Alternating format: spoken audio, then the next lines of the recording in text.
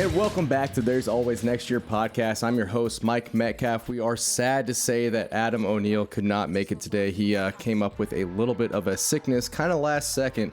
Heard about it probably about 40 minutes prior to us recording this podcast. So hope Adam gets to feeling better. Hope he's back with us next week, and we'll see what happens with that. But Maddie, how was your weekend? Did you have a good time with the family and everything? Yeah, it was good. We're finishing towards the end of spring soccer, kindergarten soccer. And, we did pretty good at the last game, Saturday game. Early spring game, we had some close to freezing temperatures this weekend. Holy moly, I think it was over 90. The kids were sweating. Everyone's begging for water. It was a good time. Water is a good thing, especially when it's over 90 degrees out. I know that from experience because I was needing some water on Friday night when I was out at a track meet. Shawnee Mission North Relays. It was like the 71st or 72nd annual Shawnee Mission North Relays at Shawnee Mission North High School. It's the biggest track meet in the Kansas City area. You got over 40 schools from the Kansas City area that go to this, and so you usually have some very big performances, some very big personal bests for the kids that go there. And one that we need to talk about is in my personal area of expertise, which is pole vault. As some of you know, I coach pole vault at the Olathe schools. And I had some really good kids that ended up pulling off some PRs. I had a kid that jumped 15.6 that he hasn't done that in the outdoor season yet, and he took third place. I had a kid that jumped 16 feet. He took second place, but the big one is this kid named Bryce Barkdale from Andover Central. He ended up jumping 17 feet, 6 inches, or 6.25 inches in order to take the overall Kansas State high school pole vault record that has been set for 43 years now. And I think we're going to watch that video right here in a second.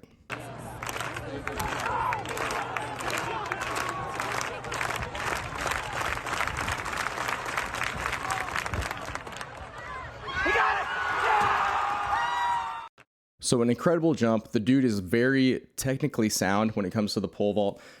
He's also on a huge pole, basically a 16-foot, 190-pound weight pole, and that is super big. Basically, it looked like Matt was going to say something there. That's the rating for the pole. That's not how heavy the pole weighs, right? Correct. That's not. It's the weight rating. It's the weight rating. It's not how heavy the pole actually is. But like 190-pound, 16-foot pole, like you got to be a big boy to be able to get on there. And this kid is a junior, and he is muscular, and he is strong, and he is fast. He's running from an 8-step. If you can see that, basically that's 8 lefts. That's a pretty long run for the pole vault there. But like I was saying, go ahead. Yeah, there's a couple interesting things about this. One, if you've never watched pole vault, what's with the clapping? The clapping just gets you hyped up, man. Like so the weird thing is some people like it, some people absolutely hate it. Like some people like it messes with their mind as they're running down the runway, but other people like it gets them hyped up. You bring more adrenaline, you're able to bring more speed, which means you're able to jump better. Obviously he was asking, not really asking for it, but he was enjoying the clap. They did this for multiple times until he made this bar here, and then he went for an even bigger bar after he made this, and we were still clapping for him. Are there hand signals for like, nah, cut that out, or like, clap? Yeah. The guy on the runway, the athlete on the runway will be like, no, I don't want it, or like some kids will just go like clap before they start before they start their run down the runway. And then the second most interesting thing, like this platform, it's like they're on the football field on this turf. Like it looks like a really long treadmill. Yes, but it doesn't move. It's basically just a raised runway, so it's just a bunch of platforms that are probably about 6 to 8 inches up off the ground, and then you lay a track down on top of it, and then the last platform you build is the pole vault box where you actually plant the pole in there. They do this because it just brings the crowd into it more, and you can really hear the electricity that is going through the crowd. Like there are still running events going on here, but everyone's watching the pole vault. Obviously this was a Kansas State record that hadn't been broken for 43 years. Everyone's watching the pole vault, everyone's cheering this guy on, and when he makes it, you hear the crowd go wild for him. And so that's one of the most fun things that I've been a part of. I was able to be there, see it in person, see it live. A 43-year-old record. 43-year-old record. You don't see that too often. You don't see something like that's been standing for so long. And it was Steve Stubblefield, actually, back in 1980. He had hit 17 feet 6 inches, and he went on to compete against many guys that went on to compete in the Olympics too. So crazy Friday night for me. The track meet, I got there at about 1:30. The girls went first in pole vault, the boys went second, and I ended up being there from 1:30 p.m. until 10. Didn't get home till 10:45 that night. So it was long day, but well worth it. Well worth to be able to see that record get broken. Well, I'll be looking forward to seeing Bryce's name in the Olympics in the future. But like I said, he's only a junior, so he's only going to get better from here. And his brother, actually, Ashton Bartel, is a pole vaulter at KU, and he actually won the 5A state championship last year. So Ashton's a freshman at KU, and you might be seeing both Bartel names in the Olympics if they keep progressing as well as they are. I have circled that last name on my sheet. But moving on to K-State basketball, I heard they landed a top recruit. K-State did land a top recruit. His name is Tyler Perry. He's going to be taking Marquise Noel's spot. You heard us talk about Marquise Noel a lot within the past year. He made his name known during the NCAA tournament and during March Madness. Helped K-State get to the Elite Eight there, almost to a Final Four. But Tyler Perry is coming from University of North Texas, and he is one of the top basically guards in the state. Basically, Jerome Tang, what a great job to be able to get this guy, because he brought in Keontae Johnson last year, our all-star that came from freaking Texas or from Florida, and now he's able to bring in Tyler Perry, senior guard coming out of North Texas. He was the Conference USA Player of the Year last year, averaging 17.3 points, 3.4 rebounds, 1.9 assists, and 1.3 steals across all 36 games that he played in. And I mean, this is big for K-State because we don't have many electric type of guards. Marquise Noel was an electric guard. Tyler Perry is an electric guard. So for us to be able to land him over the likes of Florida, I think he was also looking at Ole Miss. But for K-State to be able to bring this guy in, I think that really shows Jerome Tang's ability to recruit and ability to show that, hey, if you want to go play at the next level in the NBA, K-State's the place to be, because K-State put on a good showing last year. They're going to put on a good showing this next year, especially with the addition of Tyler Perry. Now, that's not the only big addition for the Kansas schools.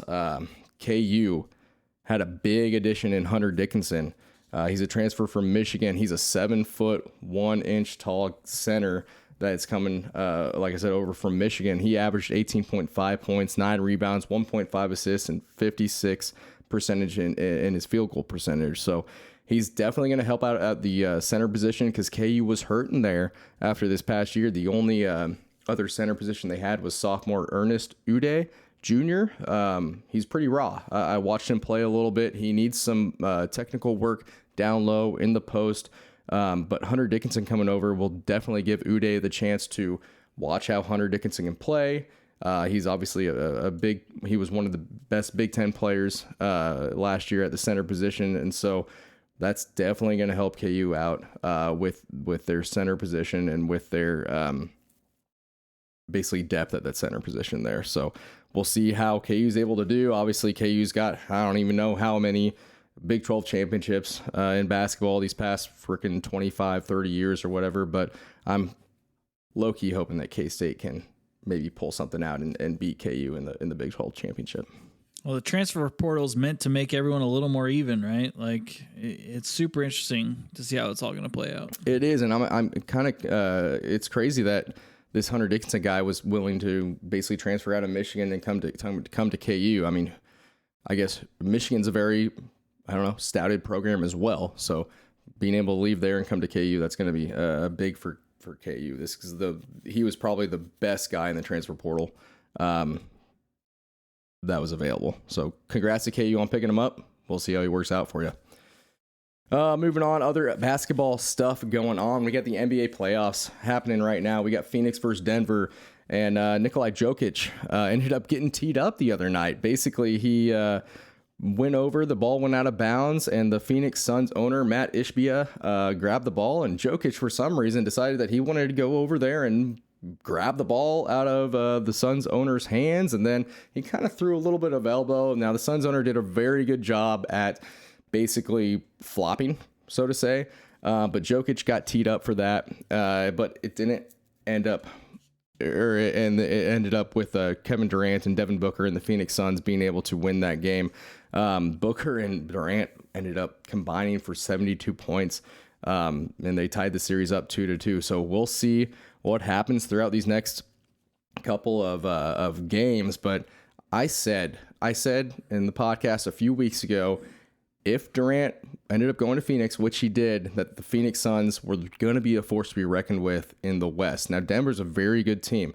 Nikola Jokic is a past MVP player. So we'll see what happens. But if Booker and Durant can continue playing well, having some good chemistry out there on the court, I don't know if Phoenix is going to, or I don't know if Denver's going to be able to pull it out against Phoenix. Now, on the other side of that, you got the Lakers versus the Warriors. Those are the other two teams going up against it in the West. And this is a very interesting matchup because you got playoff LeBron. You got a healthy Anthony Davis for once in the playoffs. You got Steph Curry. You got Draymond Green, who not everybody likes. You got Klay Thompson. Like, the Warriors have a very good team, and they're playing actually tonight, right now, as we're speaking right now. The Lakers are up 2-1 against them. And I just honestly don't know if Steph and Klay and Draymond will be able to stop playoff LeBron, who's actually out there trying now. He's actually out there playing defense. He's scoring buckets. He's doing what he can to help his team because he's in the playoffs now. And then a healthy Anthony Davis, who is, we know when he is healthy, he's a great player out there on the court. So do you remember at the very beginning of the NBA season, there was all this hullabaloo about how bad the Lakers were and how sports books, I think it was PointsBet, was paying out if you bet the under on 50 wins for the season or something like that, that they were paying that out. That this team was so bad that there's no way they're going to hit 50 wins. No way they're going on to the playoffs. I do remember seeing that. And now they're vying for a spot in the Western Conference Finals. So you never know what can happen. I mean, as long as you squeak yourself into the playoffs, which the Lakers kind of did there at the end, you never know what can happen come the playoffs. Because I firmly believe, like, these guys are not playing strong defense during the regular season. These guys are not putting it all out there. It's all about, scoring points. But when it comes to the playoff basketball, you got to play tough defense. And that's when teams really show up. So we'll see what happens with this. I honestly think the Lakers are going to be able to pull it out, but we'll see. Steph obviously cannot be counted out. He had a big game in their divisional round game or divisional round series to be able to pull it off, to be able to play the Lakers in the first part, but we'll see with that. So on the East side, though, you get the Celtics versus 76ers. That game's tied 2-2. Don't really want to talk much on that because it's not as exciting as the Miami Heat, who are a 8 seed that came in here and they ended up, and they're leading the Knicks right now 2-1. But to be able to get in here, they had to play that play-in game. They won and were able to get in there, and then they knocked off the number 1 team in the Milwaukee Bucks. And so the Miami Heat, I think, in my opinion, are the most fun team to watch right now. You got Jimmy Butler, who is an absolute dog out there on the court, and he's putting on a show every single night. Now, he did have to sit out game 2 because of an ankle sprain, but he came back in game 3 and led everyone in scoring out on the court. So Jimmy Butler, Miami Heat, watch them because I think they are going to be ones that are going to be reckoned with come the Eastern Conference Finals. And Mike doesn't know this yet, but they already won tonight. It is now 3-1. They already won tonight. Look at that, 3-1. They made me some money. I put $10 on them. There you go. And guess what? Like I said, Heat are going to be reckoned with. So, well, I don't know what else to talk about with the NBA, but I got a feeling that what is this? What's that feeling you got? I got a feeling that something's about to happen. I think it's time. It's time for what? Time for Mike's dad jokes. Oh, is that what this sound means? This sound means Mike's dad jokes? Does now. All right. Well, we got some dad jokes for you, that's for sure. Anyway, Maddie in the audience, why don't crabs give to charity? Because they're like that crab in SpongeBob, and they're just stingy with their money. No, man, they're just shellfish. Yeah, you know? That's what I meant. Shellfish. Shellfish. Now, what do you call a pig that does karate? I feel like this is an Arkansas joke or some kind. Woo woo, so on piggy. Sha! Just It's just a pork chop, bruh. Get a pork chop. They're really good at pork chops. That makes sense. Yeah. All right, and what did Yoda say when he saw himself in 4K? HD1 must be. HDMI. That was so close. You were close. That was really good. Really close. Really good. That was good. That was nice. Good. Well, now that we got through Mike's dad jokes, I guess it's time to have Mike's quickest segment of the night, which is going to be talking about hockey, because I absolutely know nothing about hockey, and I'm trying to follow through with what Adam put down here on the outline since he had to call in sick today. So, basically, what's crazy is you've got the Panthers, who are up 3-0 on the Maple Leafs right now, and the Panthers were a 4 seed, I believe, going in. They beat the number 1 seed Bruins. They were down 3-1 to the Bruins in the first round of the playoffs, and they were able to come back and win 3 in a row. They ended up winning 4-3 against the Bruins, and now they're just on a roll, man. The Panthers are 3-0 against the Maple Leafs. I think they're probably going to win the next game that they play against them, and they're going to advance themselves to, I believe that would be the Western Conference Finals. That's 6 in a row. You think they're going to go 7, right? Correct. Yeah, that would be 7. That would be 7 in a row. And as probably what I could claim as the number 1 listener to this podcast, given that I have to edit it every week, all I know is the number of times that we've uttered the Bruins are the best team in hockey. That's what stuck in my head after listening to you guys talk about hockey. So it's quite a stun. And by all stats, I think they were the best team in hockey. The Brewers were definitely the best team in the regular season. But I think what this has taught all of us, and maybe not taught, but like re-ingrained in our brains, is that it doesn't matter what you do in the regular season. Can you show up come the playoffs? The Bruins, they showed up for the first 4 games, they were 3-1. But then after that, the Panthers just stuck it to them, and Bruins obviously cannot make it to that second round of the playoffs. I think rarely does the number 1 favorite take it all, right? Correct, except I think last year the Avalanche were the number 1 favorites, and they did end up winning. Or like the Chiefs for that one football season. Which one was that back in 2020? I think it was this last one. Was it this last one? We were the number 1 team overall. Huh? In my head, I was. Yeah, okay, absolutely. They're always the number 1 team in my hearts. That's for sure. But no. Going back to the Stanley Cup playoffs, I guess the 8 teams that are still in, according to Adam's notes here, none of the teams have won it in the last 17 years. So that's pretty crazy to think about. You think about the Seattle Kraken, who are they're in their second year. They're doing really well right now. The Panthers, you don't hear much about them. Honestly, Toronto Maple Leafs, who I feel like are a very established program in the NHL, you don't hear about them in the playoffs too often. New York Rangers, I feel like have been knocked out early in the playoffs the past few years. So a lot of the teams that are in it right now are ones that it's going to cause a lot of different fan bases around the area to be very excited, because they're not in these positions very often. So I'm personally am rooting for the Panthers and the Kraken. I think I said that last week, because those 2 teams don't get there very often. And I'm hoping that we can see a couple different teams in the Stanley Cup Finals. So go Panthers, go Kraken. Here we go, and let's ride. But now, guess what, boys and girls?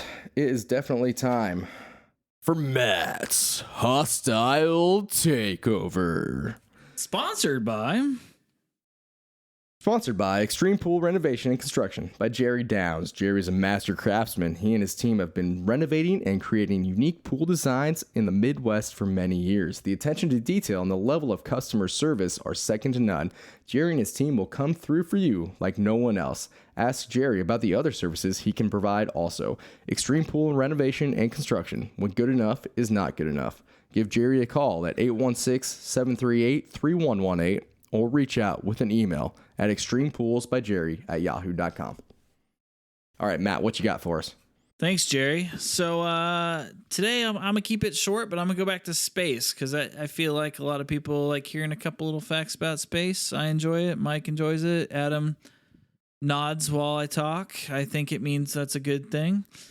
But so the Earth and the Moon Some say the moon maybe came from the Earth. Maybe a big meteor knocked the moon into orbit. Don't really know exactly where it came from, but we have on Earth what is known as the solar eclipse and the lunar eclipse, and they are a total. They talk about the totality or the sphere of totality or the path of totality on these eclipses.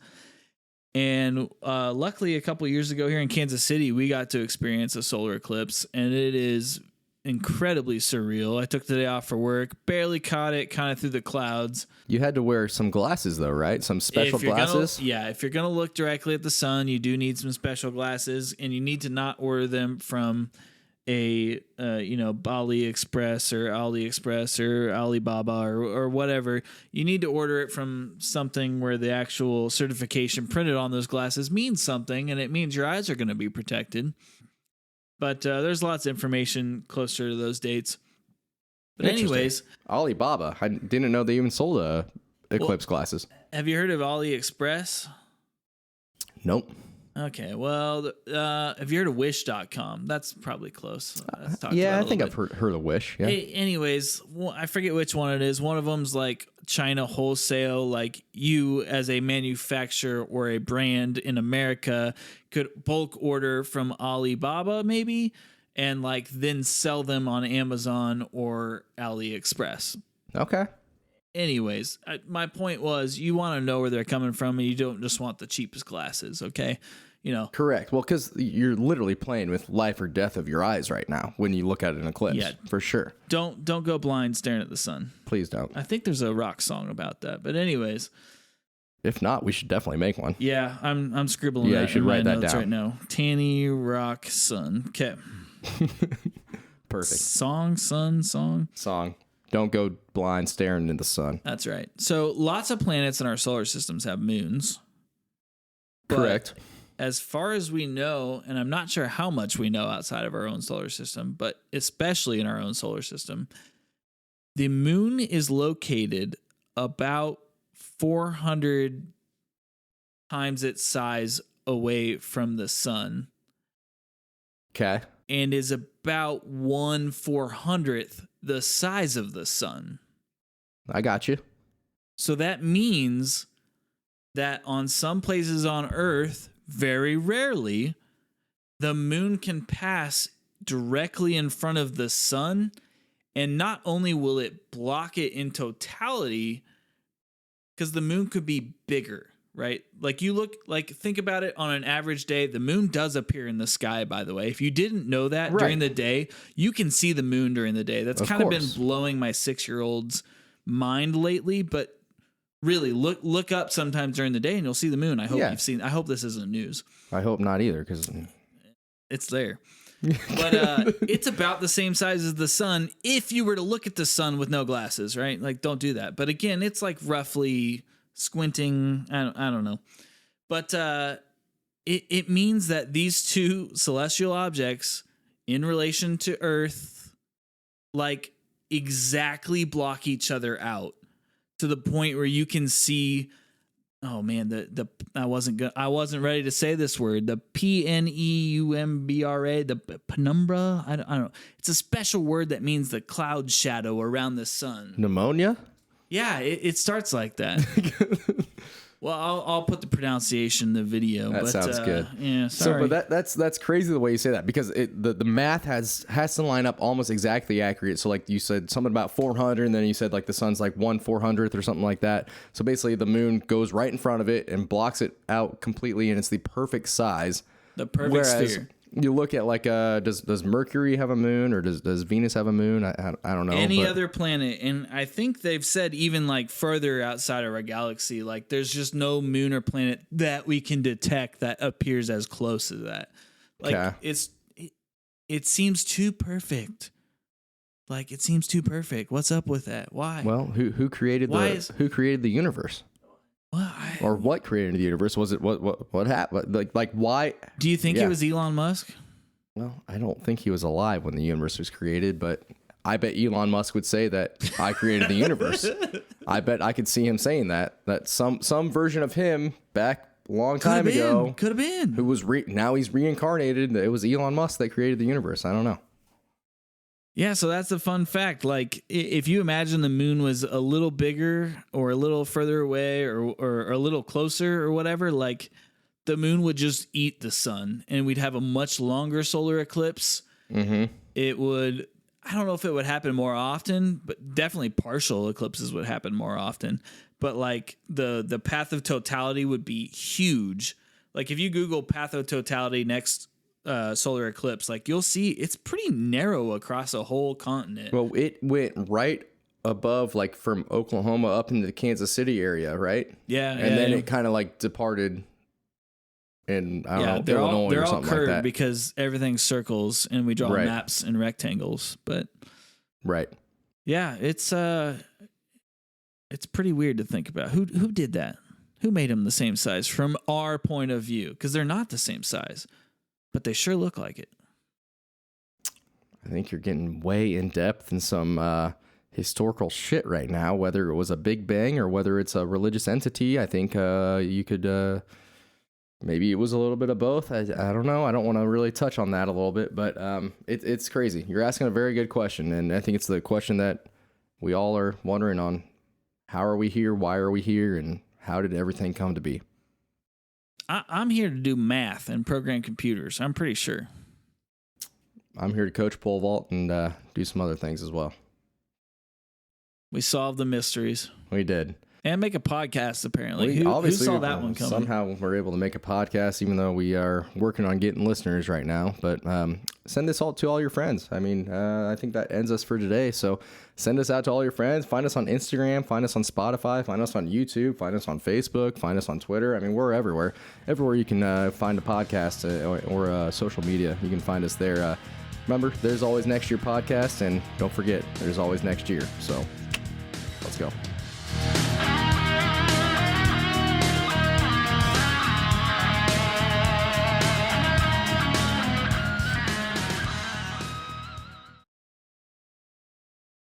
Literally. Don't even tell Adam how short we were.